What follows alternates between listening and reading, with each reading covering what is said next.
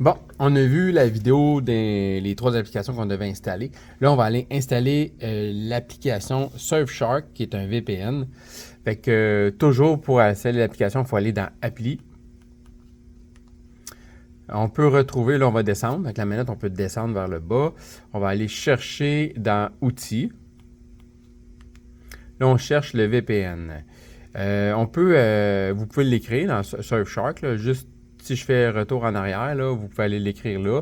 Là, je le vois, il apparaît ici. Mais si vous ne l'avez pas en visuel, allez dans Outils. On accepte. Et je vais me tasser jusqu'à temps que j'arrive à Surfshark. On clique dessus. On installe. Puis, il faut attendre qu'il soit installé. Là, je peux appuyer sur la petite maison, sur la manette.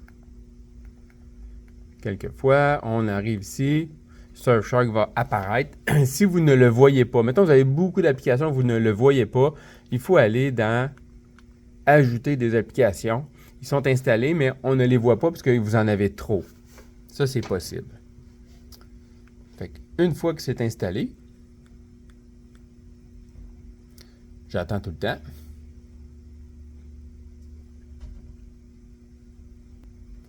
OK, bon. C'est installé. Je vais sur Surfshark.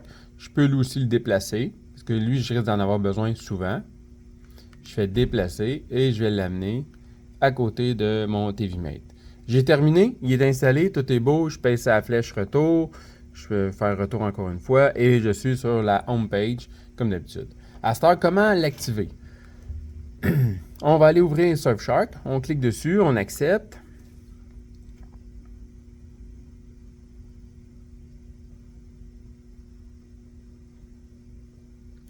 Là, vous avez l'option connexion ou créer un compte. Vous pouvez être propriétaire de votre Surfshark, c'est pas un problème. Vous pouvez créer votre propre compte. À vous de voir, c'est comme vous voulez.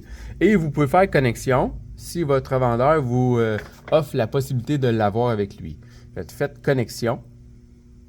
Là, connectez-vous avec un email, un mot de passe.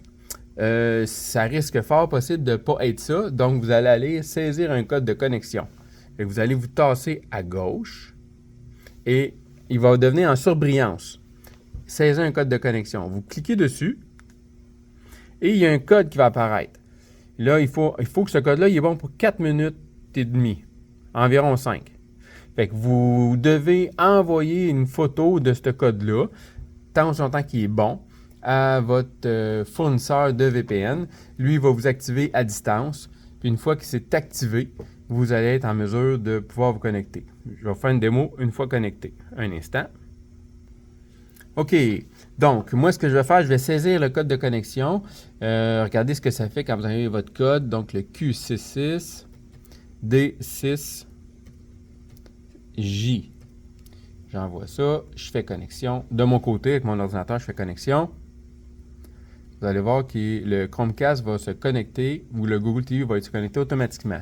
Donc, en ce moment, je suis connecté.